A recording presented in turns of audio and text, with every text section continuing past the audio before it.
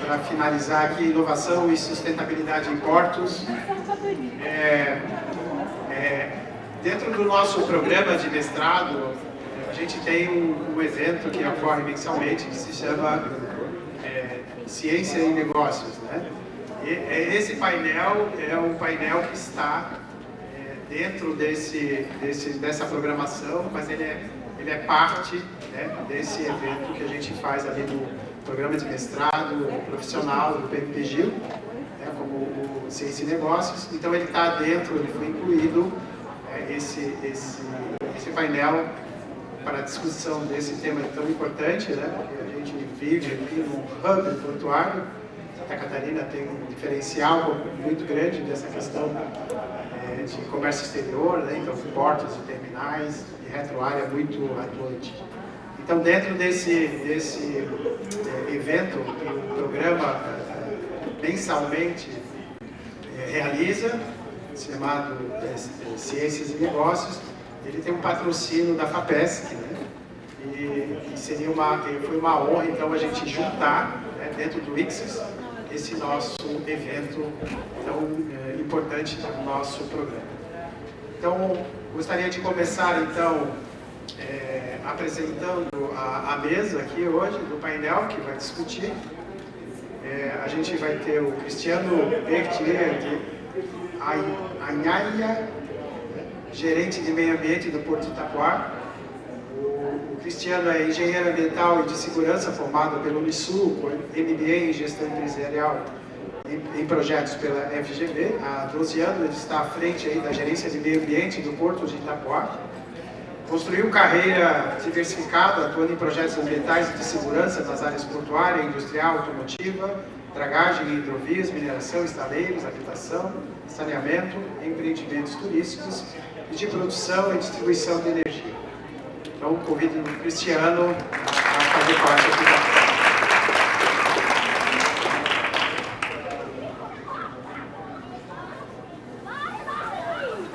O nosso segundo convidado é o Fabrício Martins, engenheiro sanitarista, ambiental e de segurança do trabalho com MBA em gerenciamento de projetos pela EGV e MBA em direção de recursos humanos pela ESIC.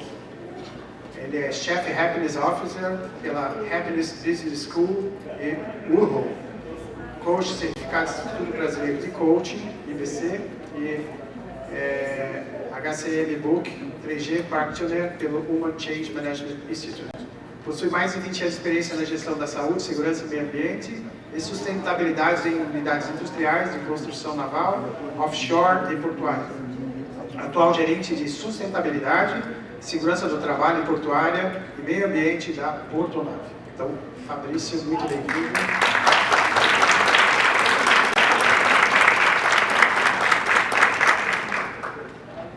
E por último, para fazer parte da mesa, gostaria de convidar o professor doutor Ademar Dutra, né, nosso parceiro aqui do nosso programa e também da nossa Universidade Coimbra, Unisul. O professor Ademar, administrador de especialização em recursos humanos, qualidade e produtividade. Ele tem mestrado e doutorado em engenharia da produção pela UFSC e pós-doutorado pela Universidade de Valência, focado em sistemas de controle de gestão portuária.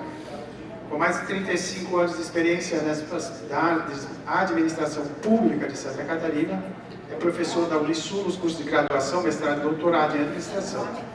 Prestou consultoria aos portos de São Francisco do Sul, liderando a implementação de programas como 5S, gestão de processos. Atuou como executivo de assuntos portuários na SCPAR e é conselheiro do CONSAD do Porto de São Francisco do Sul. É coordenador geral do CIDES Portos com a 11ª edição programada para novembro desse ano. Né? Então não esqueçam que é importante todos participarem. O professor Ademar também é coordenador aqui, junto com, e também membro do conselho do grupo que desenvolveu o Fórum Catarinense de Portos, que aconteceu há 2 semanas lá em Itapuã. Então, professor Ademar, seja bem-vindo também.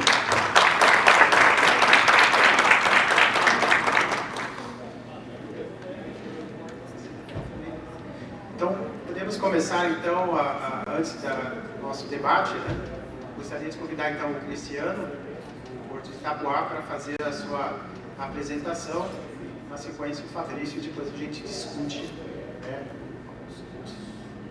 todos os temas ali relacionados. Boa tarde a todos. Prazer enorme estar aqui com vocês, né?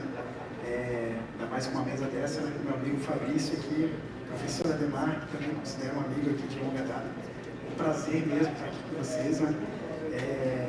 A Univale, eu tive uma passagem por aqui, então fica ainda mais importante, né, estar aqui com vocês esse dia. Eu estudei 2 anos e meio no CTDMAR, né, antes de ir para a Unisul, então eu tenho um pezinho na Univale também, né, na minha trajetória, que me traz muito orgulho, né, dessa época. Bom, falando um pouquinho aqui do Porto Itapuá, né, para que vocês conheçam, quem ainda não nos conhece, ou não teve uma passagem, a oportunidade de nos conhecer. O Porto Itapuá está localizado na Baía do Abitonga, norte de Santa Catarina. Aqui eu trago uma imagem já do tamanho que nós estamos e eu vou trazer um pouquinho dessa trajetória para que vocês conheçam. Nossa diretoria é composta pelo Cássio, que tem uma experiência longa, né, empresas renomadas aí pelo Brasil, o Felipe, que é o nosso diretor comercial, e o Sem, que é o nosso diretor de operações, que também cuida da área ambiental. Composição de acionistas, né, estamos aqui junto com a Aliança, que é 30% do grupo MESC, né, e a Porta Invest, que tem a Batistella, uma família que desenvolveu o negócio já desde meados dos anos 90, né, como pioneiros, né, nessa área e desbravaram praticamente Itapuá para chegar no projeto como ele está hoje. Nossa região de influência, né, no Brasil e um breve institucional para a gente já mergulhar agora na sustentabilidade e na inovação, que é o tema central aqui do nosso evento. Um pouquinho mais da expansão, né? Começamos com uma área de pátio pequena, de 150 metros, hoje estamos com 400 mil metros de área e em breve, espero, tenhamos a licença do IBAMA para a gente operar os 455 mil metros que nós nos preparamos, né, há mais de 12 anos para começar a operar. Hoje temos 800 metros de pia, e já licenciados 1.210, temos 7 containers, né, amanhã com 13, né, e a nossa capacidade de movimentação anual de Teus é 1,8 milhões, né, e chegaremos próximo a 2 milhões em breve, né, com essa ampliação para os 455 mil metros.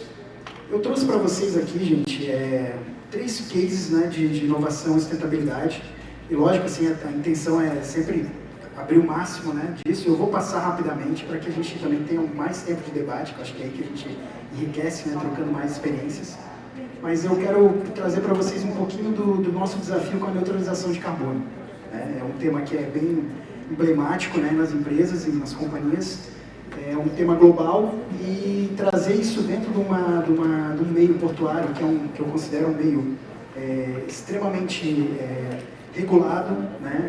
A gente tem muitas agências que nos cobram e nos colocam restrições e limitações, né? E isso está certo, porque a atividade tem que ser regulada mesmo, né? Para que ela flua.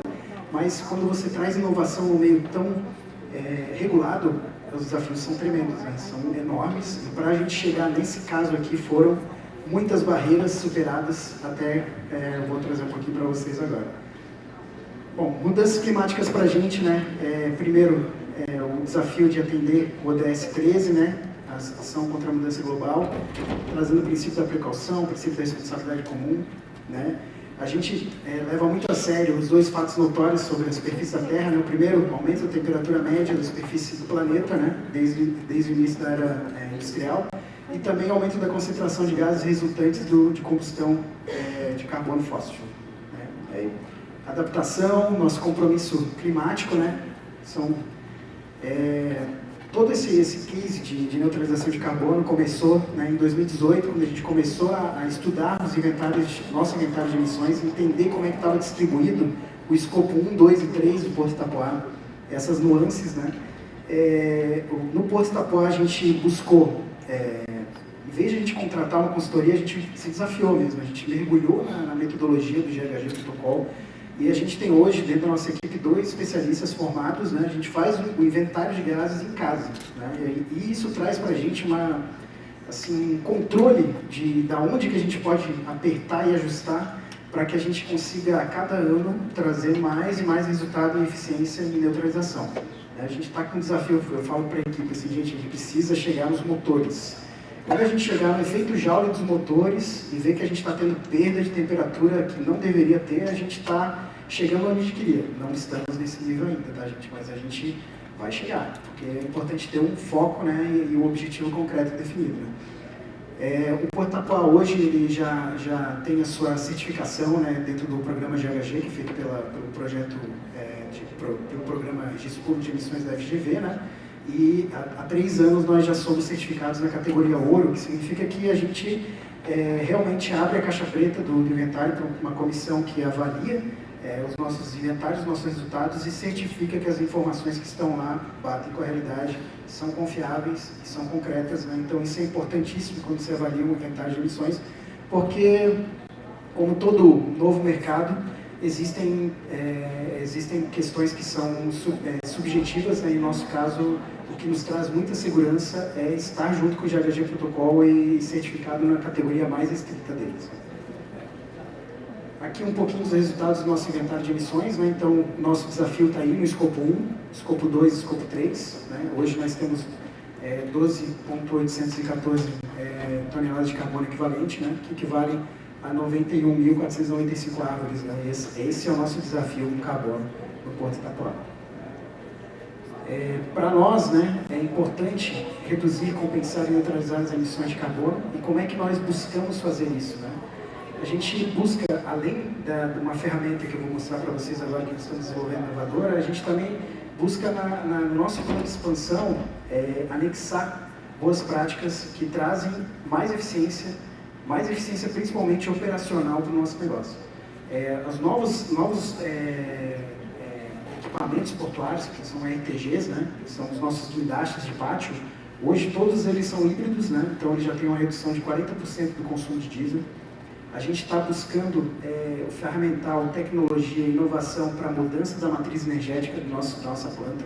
Então, substituindo todos os equipamentos que são possíveis serem eletrificados, né? Então, retirando a matriz de combustível fóssil por fontes elétricas. A gente busca incansavelmente a diminuição da geração de resíduos e a gente pensa alternativas de destinação e uso de materiais, né? A compostagem é um caso, né? Eu acho que ontem o meu amigo Guilherme esteve aqui apresentando o caso da Organa, né? Quem pôde participar, né? A gente trabalhou com a Organa e, assim, na verdade, buscamos socorro da Organa para um desafio que nós tínhamos de compostagem e o Guilherme ele trouxe uma metodologia através dos núcleos de inovação de startup do ACAT, né? Que casou muito bem no Porto Itapoá. Tem um slidezinho específico que eu vou falar sobre isso, né? Botei um slide só porque o Guilherme apresentou ontem, né? Então acho que já está bem explicado. A gente desenvolve fornecedores locais, né? Então é importante, principalmente em uma cidade pequena como Itapoá, que hoje está em franca expansão, né? A gente trabalhar com os fornecedores locais, né? Desenvolver os fornecedores para que eles também ganhem corpo e consigam estar linkados com todas essas diretrizes que o mercado nos coloca e a gente se cobra também. Compramos fontes de energia renováveis também certificadas, né? Que é o certificado de energia renovável, REX, né? Então a gente hoje toda a nossa matriz energética no mercado livre já de fontes renováveis certificadas. Educação contínua dos colaboradores, né? E trabalhando junto com as políticas públicas para conseguir atingir esse desafio que é global, né? Não só da companhia. Então, falando um pouquinho de compensação de carbono, né? Existem 3 modalidades, né? Redução, eliminar as emissões, a compensação, que busca equilibrar as emissões de carbono, e a neutralização, que é o nosso desejo, alcançar um balanço líquido de emissões zero. Né? Aqui só trazendo algumas notícias, né? Na área portuária, principalmente, né? O que nos move a buscar esse desafio da neutralização hoje, né? A própria ANTAC já está se desenvolvendo, já está buscando mecanismos juntos com a agência de fomento, como o grupo GTZ, né, o grupo GIS, para criar instrumentos, né, e regular essa política de descarbonização. A IMO, que é a grande agência, né, a Organização Marítima Internacional, já lançou desafios tremendos de neutralização, né, buscando aí até 2040 uma redução próxima de 50% em toda a frota marítima, né, mercante. Então isso é um desafio tremendo e a gente tem que estar junto com os armadores, né, como instalações de apoio dos armadores, para apoiar esse processo de descarbonização que parece que é longe, mas está aí, né, 2050 está aí. Tanto é que os desafios em 2030 já estão na ordem de 10 a 13% de reduções globais. Falar um pouquinho de mercado de carbono, né? Os mercados de carbono hoje, eles acontecem em meios que são regulados e meios voluntários. No Brasil, nosso mercado ainda é voluntário, né? Nós temos uma legislação que tramitou no Senado, né? Em outubro de 2023, no ano passado, foi aprovada no Senado e a gente tem a expectativa que nós tenhamos um instrumento, né, legislativo aí, que regule e possibilite a criação do mercado regulado para carbono no Brasil, né? Como acontece na Europa desde 2005, né, e mais contundentemente em 2008. Aqui está a apresentação, traz esse projeto de lei, traz mais algumas informações, né, eu vou passar rapidamente porque eu já fiquei sabendo que essas apresentações vão ser distribuídas para todos, né, então me tranquiliza um pouquinho. Neutralização de carbono, né, então, o que nós entendemos, né, que podem ser os mecanismos que podem alavancar a neutralização de carbono no Porto Tapoara? São os créditos gerados a partir de dois mecanismos, né? Esses dois mecanismos nós entendemos que são mecanismos seguros, né, e que trazem principalmente segurança para a nossa cadeia e para os nossos clientes, né, que são os mecanismos RED+, e os ARs ali. Então, nós buscamos, no nosso processo de neutralização, o monitoramento do escopo 3 dos clientes, né? Então, trazer benefícios em linhas de crédito para eles também. Então, o cliente que entrar nesse processo conosco, ele vai ter um benefício também demonstrado, né, para o mercado, né? Entradas de mercados específicos, né, que exijam a descarbonização, como o mercado europeu, né, e muitos clientes nossos movimentam para a Europa. Incentivo de capilaridade para embarcadores de toda a cadeia logística e uma inovação ímpar, né, globalmente requerida. Então, projetos de compensação que nós trabalhamos no Porto e apoiamos lá, todos eles são baseados, né, nessas premissas, né? Energia solar, biomassa, energia eólica, hidrelétrica, GNV, enfim, projetos RED+, que trabalham a preservação, principalmente Mata Atlântica e Amazônia, né, matas nativas, né, bem com um índice de diversidade de espécies mais alto possível. E aqui um pouquinho do nosso case de neutralização de carbono que nós trabalhamos lá no Porto Tapoara. Esse case ele foi desenvolvido junto com a Ambify, né, que é uma empresa do grupo Ambipar, né? A Ambipar ela nos procurou e pensou assim: olha, Porto Tapoara, acho que vocês são o cliente certo para a gente tentar destravar esse mecanismo de neutralização de carbono para a cadeia, né? Aqui no Brasil. Eles nos trouxeram um desafio: poxa, vamos criar uma API. Eu nem sabia o que era API, né? Para quem é da área de TI sabe o que é uma API, né? Eu comecei esse processo de inovação começou comigo assim, né? API, o que é uma API? Então a gente teve que criar todo um desenvolvimento inteligente, uma inteligência dentro do Porto para começar a responder as perguntas que os clientes faziam. E muitos clientes nos perguntavam o seguinte: Porto Tapoara, quanto de carbono equivalente que eu movimentei em 2023 com vocês? Quanto de carbono equivalente que um container movimentado no Porto Tapoara significa, por exemplo, para uma General Motors da vida, que já está trabalhando isso, ou para empresas que estão movimentando cargas na Europa. E eu me vi que, olha, eu não posso apresentar para o cliente uma informação subjetiva ou estimada, né? Porque é aí que a gente começa a ver a fragilidade do processo. Então, nós criamos lá no Porto Tapoara uma forma, dentro daquele desafio, né, que nós trouxemos de desenvolver eu acho que acabou o meu tempo, é isso? Mais um minutinho, então. Desenvolver, então, nosso inventário de gases, né? Nós desenvolvemos uma forma de trazer para o cliente exatamente o quanto que ele gerou de carbono equivalente em cada estadia. Então, nós desenvolvemos agora um sistema onde o cliente ele vai poder chegar no final do processo e se perguntar: será que eu compenso ou que eu não compenso o carbono equivalente que eu gerei e que foi movimentado no Porto Tapoara durante a minha estadia? Será que eu posso compensar o carbono que eu já movimentei no passado também para neutralizar essa cadeia? Então, o que nós criamos lá no Porto foi um convite, né, para o cliente, para que ele entre no nosso desafio da neutralização junto. Né? Assim, vamos trabalhar junto, porque hoje, se você quiser neutralizar um carbono escopo 3, é muito difícil você ter informação. A informação é mais difícil de tudo isso. né? Então, a inteligência desse sistema que nós estamos desenvolvendo, que espero que a gente lance mês que vem, né, com toda a pompa aí, eu acho que compartilhando com vocês também, esse novo negócio, né, é justamente isso, trazer o cliente para dentro da neutralização do Porto Itapuá e convidar ele para ser parceiro nessa solução de diminuir, né, as emissões de gases e de neutralizar de fato, né, esse desafio de a gente estar junto no desafio global das mudanças climáticas. Então é isso. Depois disso, né, falando um pouquinho do desafio, quando a gente lançar essa plataforma, a gente vai buscar a neutralização geral das emissões do Porto Itapuá, verificar outras possibilidades de assumir compromissos públicos, né? Então, aqui falando um pouquinho do movimento Ambição, Net Zero, até alguns movimentos que são interessantes no meio portuário, que eu acabei não colocando na apresentação, que é a Aliança da Descarbonização, que está acontecendo, que também está indo nessa mesma linha, né, desse processo que a gente está desenvolvendo com a Ambify. Então, assim, tem muitas alternativas e muitos negócios que estão sendo gerados nesse mundo, né, de se neutralizar emissões através de créditos certificados e que sejam rastreáveis internacionalmente e utilizados, inclusive, para você abater taxas e impostos europeus.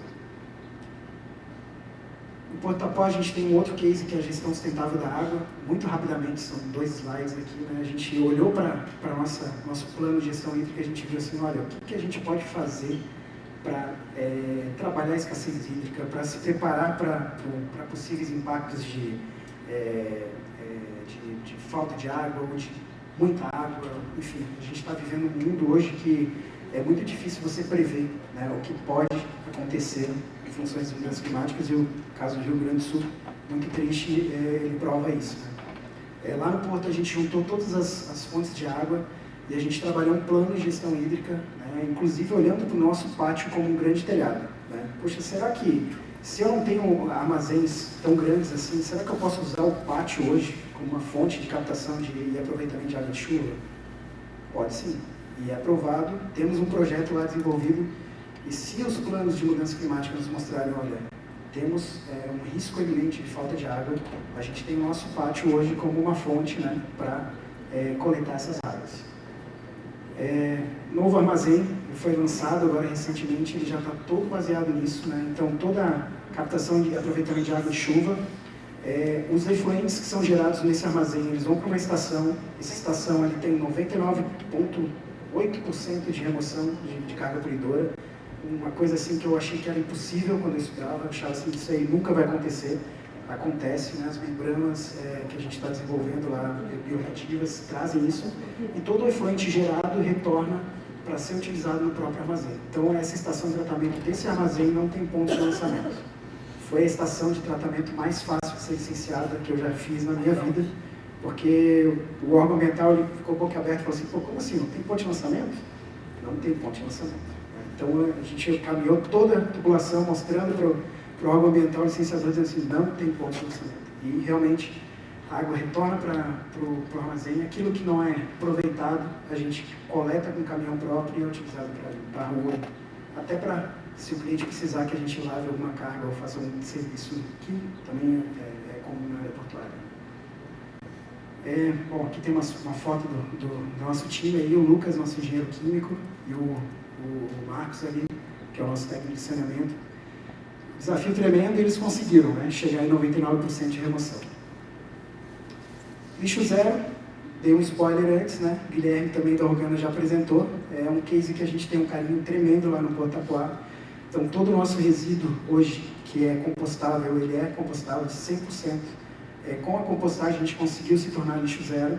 E no final do ano de 2023, nós já compostamos 21 mil quilos, né, de resíduos orgânicos que nos neutralizaram 26,73 quilos, né, de carbono equivalente. Então, é uma ação muito interessante, simples e que eu recomendo para todos, né, trabalharem com a compostagem. E eu indico a Organa também publicamente, que é um parceiro, uma startup que consegue assim, resultados incríveis. Bom, é isso. Deixo aqui meus contatos para vocês e espero não ter extrapolado muito no tempo, tá bom? Muito obrigado.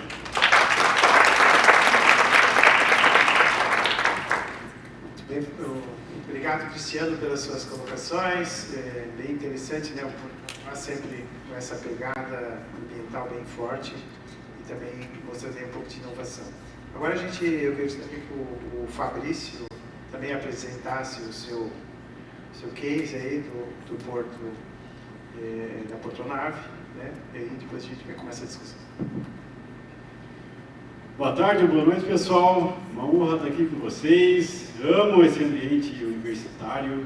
Estava falando para minha esposa, que estava aqui na frente, que quando eu entro na Univale, me dá uma sensação muito boa. Eu adoro estar aqui na universidade. Eu vou compartilhar um pouquinho sobre inovação e sustentabilidade dentro da Portonave com vocês. Não sei um pouco como é que está o tempo aí, porque a gente tem uma questão de finalização, 6h30, para não extrapolar meu tempo, então vou respeitar o nosso tempo agora. Aqui são os nossos equipamentos da Portonave, eu estou mostrando que vocês já vão entender um pouco mais lá adiante. Eu vou falar um pouco ou muito sobre transição energética. Eu e o Cristiano somos amigos de longa data e a gente combinou, gente, de falar muito mais sobre transição energética ou neutralização de carbono. Por quê? Porque esse é o nosso desafio. O Cristiano mostrou lá no final sobre gestão de resíduos, os portos estão indo bem, águas a gente domina muito bem, agora o negócio é transição energética. Esse é o desafio de todos os portos do mundo inteiro, tá, gente? Então vamos lá, aqui são as certificações da Portonave, as duas últimas lá, o sistema de gestão de suborno, ISO 37001 é mais recente, e agora o sistema de gestão de segurança de alimentos, e as outras aí que a gente já tem há bastante tempo, ISO 9000, 14 e 45. Aqui é o nosso comitê de sustentabilidade. Vou focar um pouquinho, falar brevemente aqui sobre o nosso comitê de sustentabilidade. Esse comitê é fundamentado no movimento ODS. Eu adorei essas caixinhas aqui, ó. A gente precisa comprar umas lá para a Portonave. A Samanta, que é a dona do cofre ali, ó. A nossa dona do cofre está ali, tá? Ela que manda no cofre. E se vocês... E botar no orçamento do próximo ano para a gente comprar as caixinhas, que elas são excelentes para dar aula. Então temos mais o Cristiano lá também, da Portonave, nosso supervisor, é o nosso fiel depositário, o homem que manda tudo lá com a Receita Federal, a Receita Federal responde para ele lá. É o contrário, né, Cristiano? Mas então vamos lá. Nosso Comitê de Sustentabilidade é fundamentado no movimento ODS, que vocês estão vendo aqui nos 17 ODS. Para quem quer montar um Comitê de Sustentabilidade, a dica de sucesso não inventa a roda, né? Pega o movimento ODS, já tem um manual gigante lá do que fazer, e nós fizemos isso. A gente adotou o movimento ODS e a gente faz exclusivamente as diretrizes que estão lá. Só que, obviamente, a gente precisa focar, né? Porque são 17 ODS, se vocês forem abrir um por um, é um mundo de coisa para fazer. Então, a gente focou nesses 7 ODS. No início, a gente até tinha uma amplitude maior ali, só que a gente percebeu que não estava atendendo, afunilando, ou então chegando em bons resultados, tratando dos 17 ODS, porque é muita coisa. Então, a gente afunilou nesses 7 ODS que vocês estão vendo aqui, pessoas a bordo. E daí é um dos pilares nossos, né? Esses são os 3 pilares: pessoas a bordo, logicamente valorização das nossas pessoas, aqui com igualdade de gênero, que nós temos lá metas lá dentro da Portonave para igualdade de gênero. Se vocês observaram aqui no Comitê de Sustentabilidade, a gente precisa pegar uma meta também, porque só tem um homem lá, né? Só tem eu, então acho que a gente vai ter que ter uma meta para botar mais homem ali, igualdade de gênero ali no caso. Então, soluções inteligentes, o outro pilar, eu vou falar muito sobre o ODS 7 ali, né? Energia limpa e acessível, e o legado duradouro. A Portonave quer deixar um legado para a cidade de Navegantes e para aqui, para a nossa região. Aqui é a estrutura do nosso Comitê de Sustentabilidade, podem copiar, tá, gente? Eu e o Cristiano, a gente já teve em outros eventos e a gente compartilha muita coisa. O pensamento da sustentabilidade é compartilhar. Lá na Portonave e Itapuá, nós somos concorrentes, lá é o pessoal lá do comercial. A gente compartilha um monte de coisa. Se a gente não compartilhar, a gente não vai chegar longe, tá? Então quem pensa assim, eu vou fazer, eu vou cuidar aqui, não vou mostrar para ninguém, não está pensando com a ideia da sustentabilidade. Então a gente compartilha mesmo, quem quiser copiar, fica à vontade. Essa ideia aqui não é minha, tá? Isso aqui eu aprendi no treinamento que fiz na Bélgica alguns anos atrás.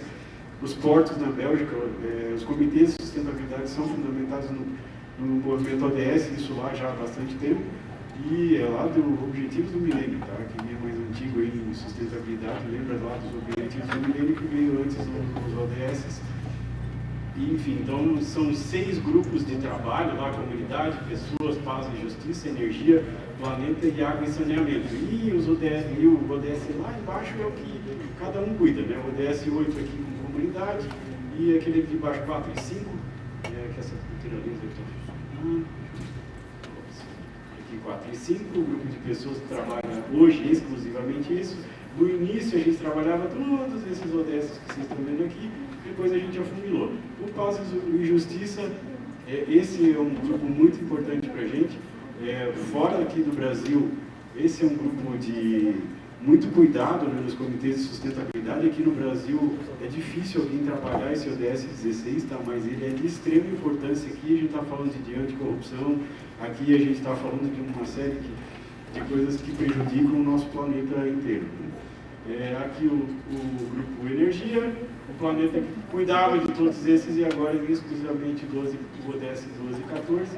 E no final, água e saneamento, eles continuam tratando água e saneamento, é um grupo de trabalho contínuo, né? A gente precisa ter esse grupo lá dentro da empresa, e eles acabam sendo mais responsáveis ali do ODS Vida na Água, que é o 14. Todos esses grupos de trabalho, eles têm que levar em consideração esses 2 ODS aqui, que é o 9, relacionado à inovação, né? E o 17, parceiros. A gente não vai conseguir fazer tudo sozinho, gente. A gente precisa de parceiro para fazer. A gente tem vários parceiros, Itapoá, Fortunato, se a gente não tem parceiro, inclusive a Univale é um parceirão nosso, não sei se o professor Poletti está aí, mas o professor Poletti coordena um projeto nosso que é de avaliação de riscos climáticos. Por sinal, é um projeto que está muito bem aí, parabéns aí se tiver alguém do grupo, não sei se tem alguém do grupo lá do professor Poletti, mas estão fazendo um ótimo trabalho. Então vamos lá, pessoal, falar um pouco sobre transição energética aqui dentro da Fortunave. A gente já vem trabalhando o tema sobre transição energética já faz alguns anos. O nosso resultado aqui atual é de redução de 2015 até hoje de 62,5% de emissões de gás de efeito estufa por teu. O Cristiano explicou agora há pouco ali essa unidade, e explicar como é que a gente fez isso, tá? A gente já faz o inventário de gás de efeito estufa desde 2010. E de lá para cá a gente veio, como é que a gente vai melhorar com essa questão aí de gás de efeito estufa? Então, lá no início do projeto era trabalhar a eficiência energética, melhorar painéis, trocar painéis, estatores e etc. Toda aquela questão de elétrica que tinha lá atrás, mas isso já foi feito pelas indústrias há muito tempo. Aí, depois da sequência, veio um grande desafio, a eletrificação de equipamentos, que esse o Cristiano também comentou. A gente vem trabalhando ali já desde 2015, e aqui, de 3 anos para cá, 4 anos para cá, autoprodução de energia, vocês vão ver um pouquinho mais ali na frente. Lá atrás, a gente teve que fazer essa pergunta aqui, ó: vale a pena eletrificar equipamento? É uma coisa que hoje a gente sabe que isso é relativamente óbvio para quem trabalha isso, mas lá atrás isso não era tão óbvio, não. Equipamentos elétricos, eles têm uma eficiência energética muito maior que o equipamento a combustão. Não são equipamentos que se comparam. Redução de emissões, não precisa nem falar que ele tem uma redução absurda de emissões. Redução de ruído, equipamentos elétricos têm uma redução de ruído enorme. Eles são muito mais silenciosos. Isso para um pouco, para quem tem lá RTR, GRS, não sei mais o que, vários equipamentos ali, isso causa bastante ruído, isso incomoda, pode até incomodar a nossa vizinhança. Manutenção reduzida. Equipamentos elétricos têm uma manutenção muito reduzida se comparado com equipamentos mecânicos, né? Equipamentos com motor a combustão. E aqui tem uma chave, né, que é o aumento da produtividade. Equipamentos elétricos têm uma produtividade muito maior, eles têm mais precisão, eles têm mais velocidade, eles arrancam mais rápido, freiam mais rápido, fazem tudo mais rápido. Então, e aí, por último, o custo operacional. Inicialmente, tu investir em equipamento elétrico, ele custa caro. Só que o teu custo operacional é muito menor depois, porque o custo dele operacional é muito menor a longo prazo, vale a pena. Aí, continuando aqui ainda sobre a questão de eletrificar equipamentos, aqui fala muito sobre produtividade, né? Maior confiabilidade e menor tempo de inatividade. Equipamentos mecânicos, se a gente pegar um motorzão diesel, demora pra caramba às vezes para arrumar um motor diesel. Um motor elétrico, às vezes tu substitui ou faz uma manutenção rápida, é muito mais fácil de fazer. os equipamentos têm uma resposta mais rápida, uma precisão maior, então tu consegue ter uma velocidade maior. No nosso caso, dentro do porto, a gente movimenta milhares de caixinhas, né, caixonas, né, que são os containers, que a gente precisa de velocidade nessa operação. Para descarregar um navio lá com 2, 3 mil teus, né, demora bastante e a gente precisa ter uma eficiência muito grande. Operação contínua, né, sem necessidade de reabastecimento, os equipamentos eles estão ligados direto na energia, né, alguns deles, não são todos eles que são possíveis fazer isso, mas boa parte deles estão ligados direto na energia, então não precisa parar para reabastecer. E integração dos sistemas automatizados. Isso aqui é um dos maiores benefícios, aí, se for pensar em eletrificação. O equipamento a combustão ele tem uma dificuldade grande na hora de automatizar. É muito mais difícil. O equipamento elétrico ele tem um controle muito maior e aqui também melhoria nas condições de trabalho, porque o equipamento elétrico, né, por todas as condições dele, ele faz muito menos ruído. Deixa eu ver meu tempo aqui para eu não respeitar o tempo. Tem 5 minutos? Nossa, então eu vou passar agora igual uma Ferrari aqui a 300 por hora. Vamos lá. Então, lá atrás a gente levantou, né, quais eram os nossos vilões aqui relacionados a gases de efeito estufa. O vilão era esse cara aqui. Eu acho que é o mesmo lá, né, Cris? Os RTGs, eles consomem uma quantidade de combustível, consumiam uma quantidade de combustível absurda. Não consomem mais. Porque nós eletrificamos esses RTGs. Eles estão ligados direto na tomada, eles só usam combustível quando é necessário atravessar a quadra aqui, tá? Aí ele usa combustível, mas aí, nessa eletrificação, a gente tem uma redução aqui de 93,75% nos RTGs, que eram os nossos vilões aqui na geração de gases de efeito estufa. Então, olha o resultado que teve essa questão aqui. E aí, tem uma outra questão também que eu estava falando lá, tem a questão de aumento de produtividade. O Cris está aqui, que é especialista lá na operação, pode confirmar isso, entende muito mais do que eu do que a atividade portuária. Os equipamentos são muito mais rápidos, então a gente tem uma velocidade maior, uma produtividade maior. E aí, se a gente for fazer uma análise aqui, né, o fato desses equipamentos serem mais rápidos também acaba diminuindo o consumo de combustível do caminhão que está indo ali, do caminhão terceiro que está vindo ali, que em vez de ele estar ligado durante um bom tempo para carregar, ele carrega rápido e vai embora. O truck turnaround, que é o tempo que o caminhão fica dentro da porta-nave, é um dado, um indicador extremamente importante para a gente. Nós está em 41 minutos, acho que era 41, não lembro exatamente como é que está aqui. Ele varia aqui um pouco, mas é um tempo excelente. Tem portos aí que é mais de 2 horas, tem alguns até 4 horas aí de turnaround. E aí, imagina o caminhão ligado esse tempo todo. Não que ele vai ficar ligado o tempo todo, mas ele vai ficar transitando dentro do porto e consumindo mais combustível.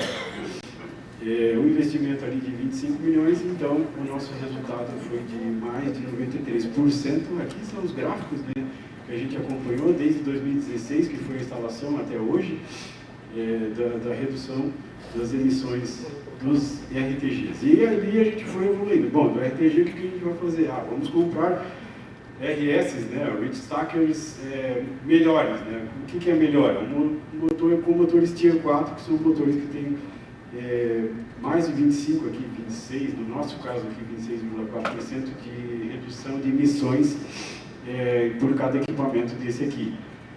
Não é elétrico, mas já é um bom ganho. Imagina o quanto consome de combustível uma máquina desse tamanho. E aí, autoprodução de energia. A gente tinha estudado lá atrás, a gente precisa produzir energia. A gente começou modestamente em um painelzinho pequenininho que tem aqui para a gente fazer teste. Tudo a gente testa lá na Portunave antes de colocar em prática para que a gente não tenha problemas lá na frente. E depois a gente fez essa cobertura aqui do nosso belo refeitório, que corresponde aí poderia alimentar 70 casas aí brasileiras. Mas não para por aí. Todos os equipamentos que a gente instala novos, ele vem com a placa fotovoltaica em cima. Aqui, esse aqui é a nossa primeira TT elétrica, né? O Terminal Tractor elétrico, um caminhão totalmente elétrico que nós adquirimos no ano passado. Testamos esse equipamento, né, o Endurance Test, um equipamento desse, tem que cuidar muito quando compra um equipamento como esse, porque tu tem que saber como é que faz manutenção, tem que ter um fornecedor para te atender.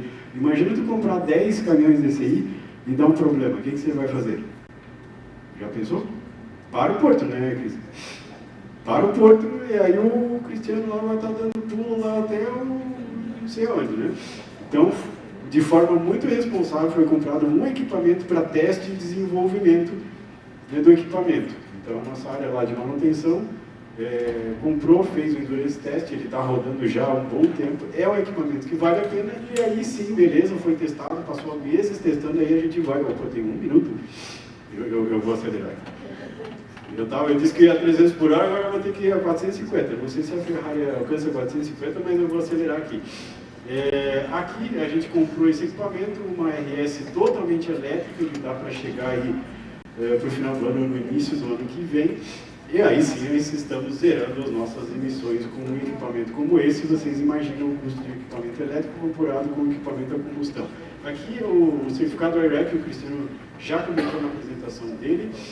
E aqui, falando de cold iron, né, falar de algo um pouco diferente aqui, a gente falou lá sobre a questão da IMO, né? A IMO está com uma meta de redução de combustível, né, de consumo de combustível até 2050 mais de 50%.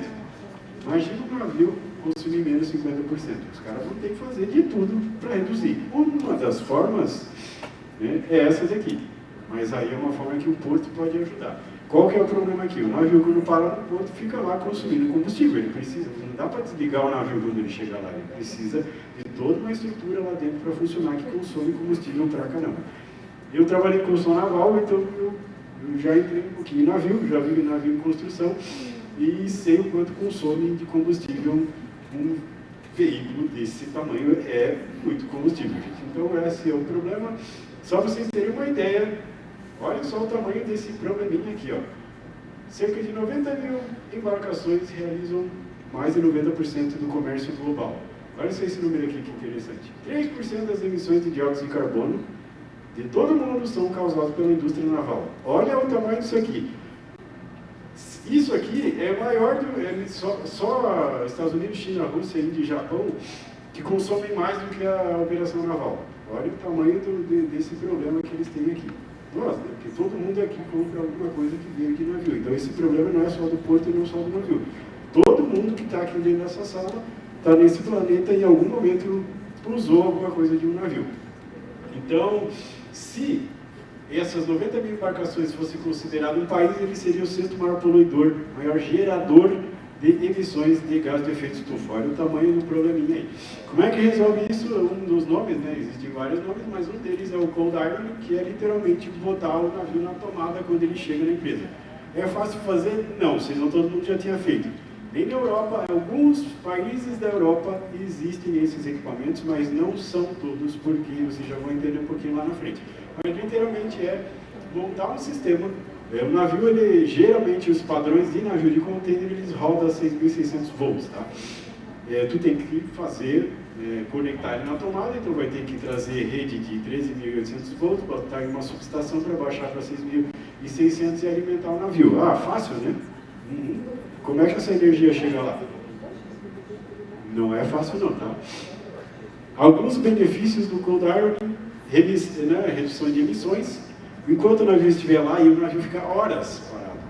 Às vezes, dependendo da situação, pode até dias. Então, ele está lá queimando combustível, gerando SOx, NOx. A gente fala muito só do gás de efeito estufa e esses caras aqui, ó. Lá quando eu era estudante, lá 20 anos atrás, acho que era um pouquinho mais, mas eu vou botar 20, eu arredondar, né? Esse aqui era um problemão, né?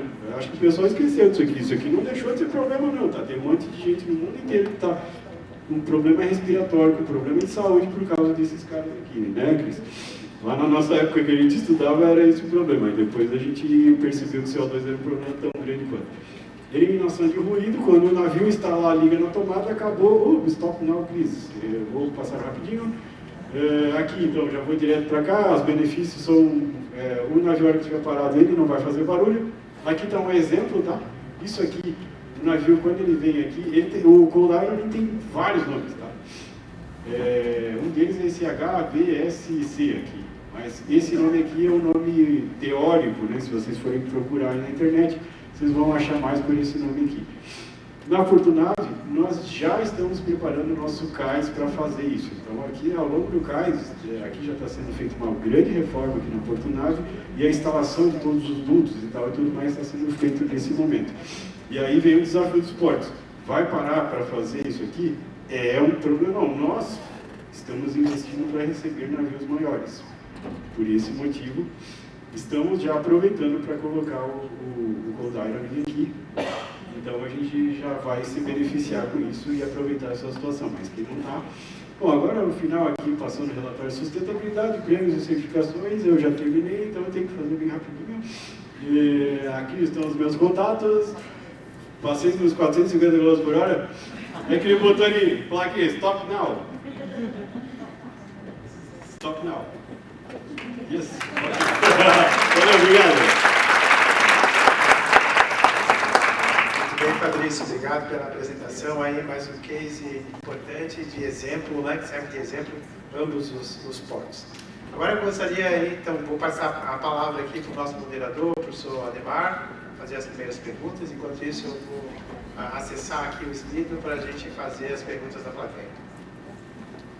Pessoal, boa tarde. Então, muito obrigado. Gostaria de agradecer a professora Nete, a professora Rose, né, pelo convite e toda a comissão organizadora, né, desse excelente evento. Bom, Santa Catarina possui uma das melhores infraestruturas portuárias do país, né? Nós temos 5 grandes portos, né? 3 grandes portos públicos, São Francisco do Sul, aqui Itajaí e Imbituba, e 2 portos privados, né? Portonave e Porto Itapuá, que tivemos agora as belas apresentações. Bom, como o professor Luiz já comentou, nós realizamos, né, na semana passada no Porto Itapuá o 2º Fórum Catarinense do Setor Portuário, né, onde fomos muito bem recebidos, né, pelo Cássio, presidente, pela gerência lá de comunicação e relações institucionais. Provavelmente, né, o professor Luiz, o 3º Fórum vai ser aqui, né, em Itajaí.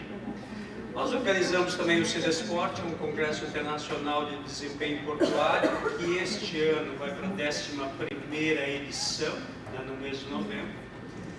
Estamos também, na forma de um projeto de pesquisa, construindo um modelo de avaliação ESG para os portos públicos e esperamos aí nos próximos meses começar a visitar os portos, né, públicos para a validação, né, do modelo.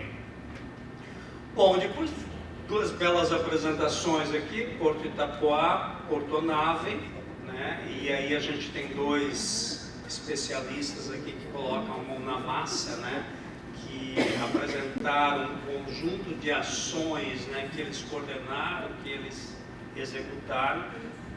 E aí eu formulo uma pergunta no seguinte sentido: todas essas ações, todas essas iniciativas, né, voltadas à sustentabilidade, elas geram impacto no desempenho econômico do próprio terminal? Vocês têm evidências disso ou ainda não há uma mensuração efetiva desse impacto? Essa é a pergunta que eu lanço para a gente iniciar.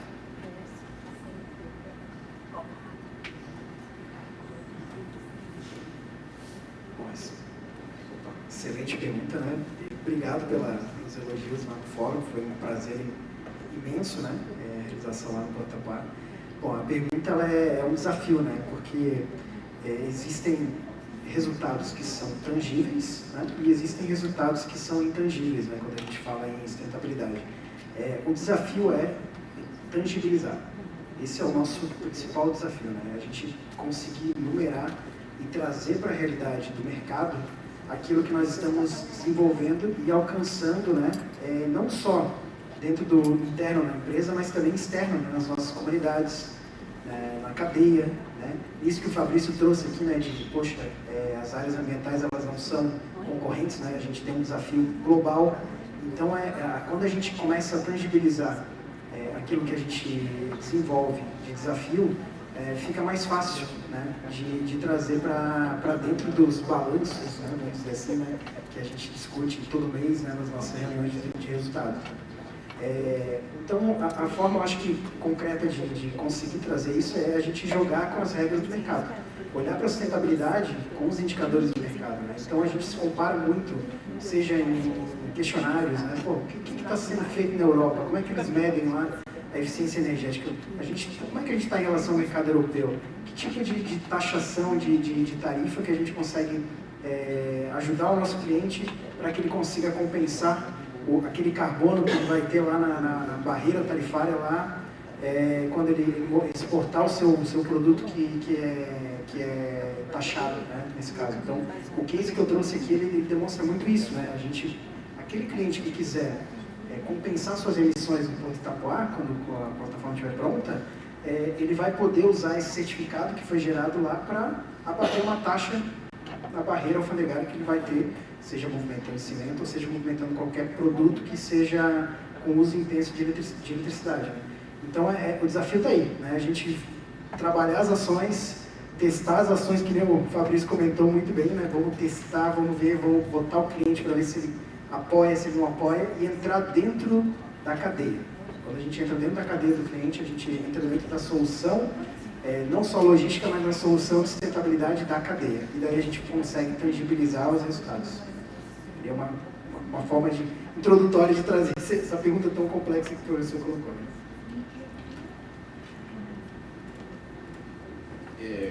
Eu uso uma frase, né? Os números mostram os números, né? Então, isso sou eu que uso essa frase, mas tudo a gente transforma em números e apresenta para todos os stakeholders. O desafio é fazer isso. Então, sendo bem sucinto, o desafio é criar os indicadores certos para que as pessoas consigam, para todos, que todos consigam ver os benefícios, né, de inovação, sustentabilidade e tudo mais. Muito bem, temos aqui algumas perguntas da audiência já.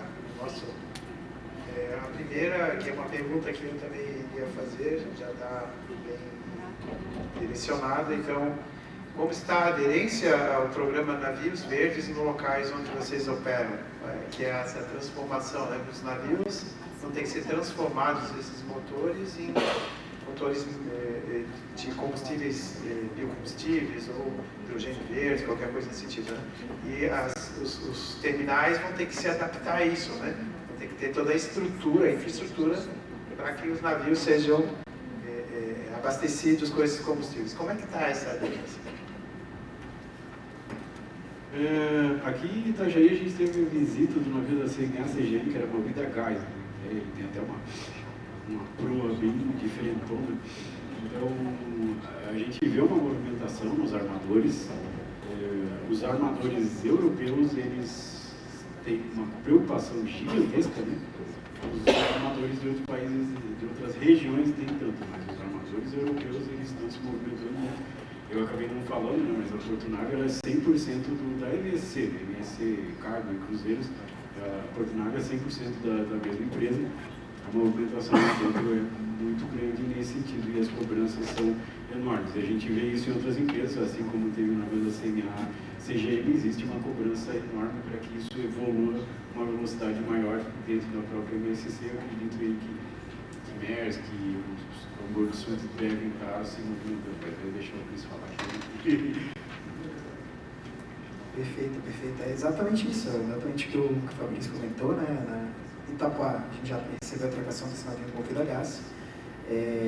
O desafio no porto, eu coloco assim, até que a gente tem que se preparar como área ambiental até para receber esses navios com combustíveis diferentes, né? Pensando assim, contingências, emergências, a gente tem que estar preparado para isso também. Então, combustível diferente, nossas matrizes de risco têm que estar preparadas também para isso. E além disso, né, falando um pouquinho do que a gente escuta nesse meio, a MESC tem um desafio tremendo também de descarbonizar, eles querem ser net zero logo, né? Então isso denota logicamente mudanças na cadeia, a gente está preparado, né, como terminal, e eu acho que o desafio maior para nós, né, terminais, seria aquilo que o Fabrício bem comentou ali, que é o sistema de alimentação, né? Esse é o supra-sumo aí que a gente tem que estar preparado. E tem outras iniciativas além do gás, né? Já vi amônia, já vi etanol, tem sistemas de vérico, eólicos também para impulsionar, né? Então tem muita coisa, muita novidade, vale a pena acompanhar, esse é um tema que também chama muita atenção. Muito bem. Tem outras perguntas aqui. Eu vou fazer uma pergunta que eu acho que tem a ver com isso que você acabou de falar, fazendo um gancho, né? Uma das soluções é a eletrificação dos equipamentos e também do abastecimento dos navios ali quando estão atracados, né? A concessionária pública de eletricidade tem conseguido manter o fornecimento de energia porque o consumo de energia vai aumentar. Eu queria só fazer um adendo nessa pergunta, e com vocês, tanto Porto Nave quanto Itapuá, tem planos de crescimento muito audaciosos, né? 2 milhões de TEUs é uma soma muito grande, além dos aspectos aí de acessibilidade por terra e mar, que a gente sabe quais são os problemas. Essa questão do abastecimento de contínuo, né, da energia elétrica, né? Como que isso está sendo... Então, a gente já tinha dimensionado a subestação para isso já há bastante tempo. Então, a gente tem energia, mas isso é bem regional. Tá? Eu já participei de fórum onde eu fiz uma apresentação específica sobre Cold Iron, que foi bem mais longa, falando de normas e etc. E tinha gente do Brasil inteiro.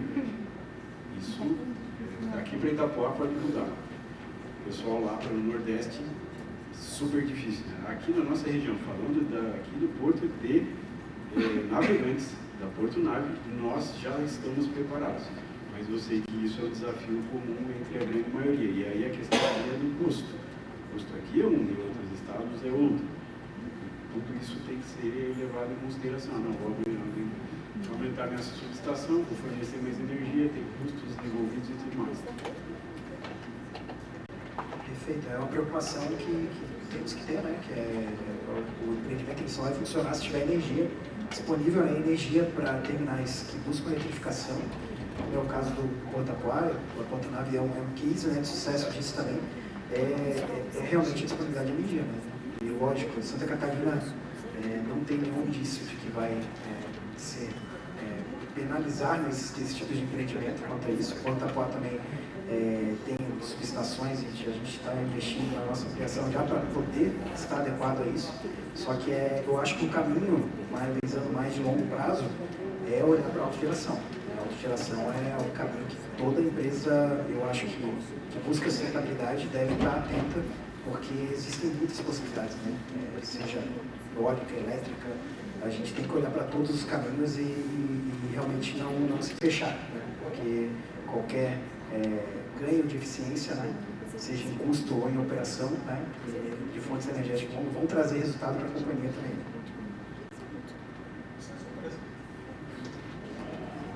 Alô. Cristiano e Fabrício, vocês apresentaram aí um conjunto, né, de iniciativas relacionadas à sustentabilidade. Se a gente pensar em descarbonização, eletrificação de equipamentos, gestão de resíduos, né, gestão da água, ruído, qual das iniciativas, pela prática de vocês, se mostrou a mais difícil, exigiu pesquisas, conhecimentos, envolvimento, né, de pessoas mais técnicas dentro daquilo que vocês estão atuando e que vocês apresentaram? Eu acho que o maior desafio para mim nesses 12 anos de campo é a descarbonização. Descarbonização é um tema que ele é difícil até para a gente que é da área, né? Porque o tema é novo. A gente se apega muito às questões europeias, pelo menos eu tenho buscado muita fonte na Europa, que lá, desde 2008, já é um case tão difundido, né? Mas a realidade deles é diferente da nossa realidade, né? A nossa energia não é tão suja quanto a energia da europeia, né? Então a gente já começa nesse desafio.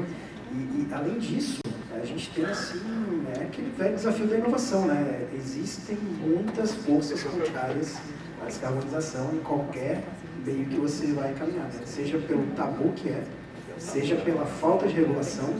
E eu vou dar um exemplo, né? Nessa plataforma que a gente está desenvolvendo no Porto, o primeiro desafio que eu busquei quebrar foi o seguinte: poxa, mas e a ANTAC vai permitir isso, cara? Como Como é que a ANTAC vai ver a gente cobrando uma compensação de crédito de carbono? Isso pode ser cobrado. E daí você vai conversar com a ANTAC, pô, que ideia legal, cara, eu acho que isso aí tem que ser difundido para o Brasil inteiro, mas não tem uma regulamentação. Né? Então, o nosso primeiro desafio para que essa ferramenta funcionasse foi conseguir colocar na nossa TP, nossa tabela, essa precificação.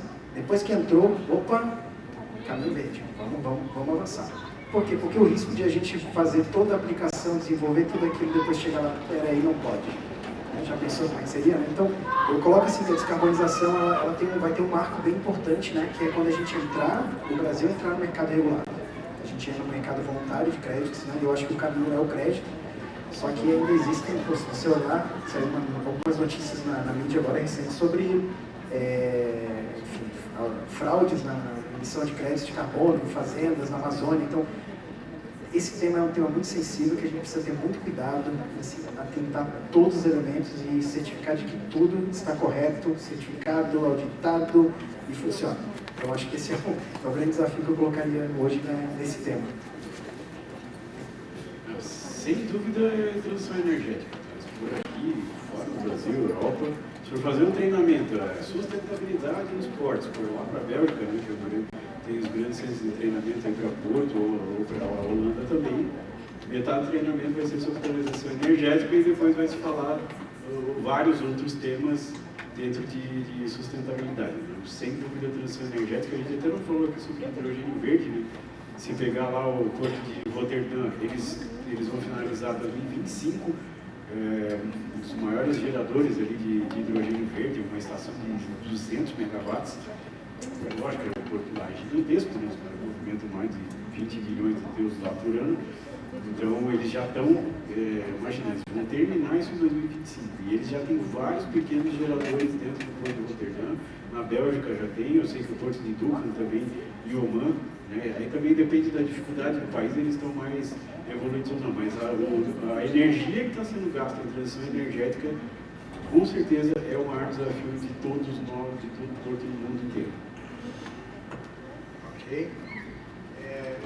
Eu vou fazer uma pergunta agora e depois vou voltar aqui para temos outras perguntas para serem respondidas. Eu gostaria que cada um desse a sua contribuição para explicar um pouquinho como é que funciona essa relação entre essas ações de sustentabilidade e essa cultura de inovação que vocês têm, né, já dentro da empresa, né? Que as duas já são reconhecidas por isso. Como é que funciona isso? Como é que se faz isso acontecer? Né? Porque inovação e sustentabilidade, elas têm que estar juntas, como a gente viu nas questões hoje que foram debatidas durante o dia. Bom, nós somos vendedores, né? A gente vai lá, vende o projeto, vende a ideia, né, para as áreas que desenvolvem. Nós não desenvolvemos equipamentos elétricos e a gente também não faz parte de automação, mas a gente precisa convencer as áreas a fazer. Então, se observar lá o Comitê de Sustentabilidade, ele é descentralizado. Então, cada um toma conta da sua área e é independente. Não precisa pedir nada para o comitê ou diretoria, tudo mais. Lógico, vai falar de investimentos, vai precisar procurar a diretoria, mas para a inovação funcionar rápido, para a sustentabilidade funcionar rápido, qualquer outra coisa funcionar rápido, precisa descentralizar as coisas. As pessoas têm que ter autonomia e, principalmente, vou falar o nosso caso lá, né? Duas pessoas que puxam muito inovação, o gerente de TI nosso lá, o Jardel, e o Marcelo Diniz, que é o gerente de manutenção. Eles têm que se sentir donos do negócio, e eles realmente são. Então, até a gente vai lá receber um troféu lá que é ligado às questões ambientais, quem vai receber vai ser a pessoa que criou, que foi, no caso, o Marcelo Diniz, que a gente fez um projetão aí sobre questão de transição energética. Então, a gente conseguir fazer com que convencer essas pessoas que desenvolvem a inovação. Aí cada empresa tem a sua cultura de desenvolver a inovação. Cada atravessou a rua vai ser diferente, a cultura vai ser diferente. A Fortunato tem o jeito dela, mas o que a gente acertou bem lá foi essa questão da descentralização. Cada coordenador de comitê, no caso lá o Energia, ele tem autonomia e ele desenvolve a lógica que a gente dá suporte. A gente busca informações, a gente vai, estuda, traz informações, mas a autonomia, descentralizar as ideias sempre vai ser melhor. E aí a inovação dentro de cada empresa vai fluir conforme a cultura dela. É isso mesmo, né? Não tem mágica, né? A gente precisa de pessoas, né? E precisa principalmente receber os inputs, né? De uma forma leve, né? E sem distorção, né? Eu acho que esse é o ponto principal. No Porto Tapuá a gente tem um programa que é os aceleradores, né? É um programa que eu considero muito bom, porque a gente consegue captar ideias, trabalhar as dores, né? E dentro desse programa a gente consegue ranquear dentro de cada ideia o quanto que ela está alavancada no segmento de sustentabilidade. Então a gente colocou lá como assim, um ponto de pontuação para que essa ideia seja ou não escolhida, a sustentabilidade. Então se ela trouxer retorno para a nossa matriz de sustentabilidade, para atender nossas materialidades, para atender ao nosso plano estratégico, né, que hoje no Porto a gente tem, desde 2016, né, o nosso tripé é gerar valor ambiental, gerar valor social, além do econômico, né, que senão a gente não existiria, não conseguiria ter perpetuidade, né? Mas então, se essas ideias elas conseguem pontuar no valor social, conseguem pontuar no valor social, conseguem pontuar no valor de governança, elas são ideias que tendem a ser implementadas e tendem a ser bem aceitas dentro do programa. Muito bem. Parabéns aos dois pelas excelente discussão, né? Obrigado também, né, por compartilhar esse conhecimento com a gente aqui nesse nosso fórum de discussão, nesse painel. E agora a gente já está chegando ao fim, então a gente gostaria de entregar aqui a todos os participantes uma lembrança, né, pelo carinho e pela disponibilidade. Então, gostaria também de pedir uma salva de palmas para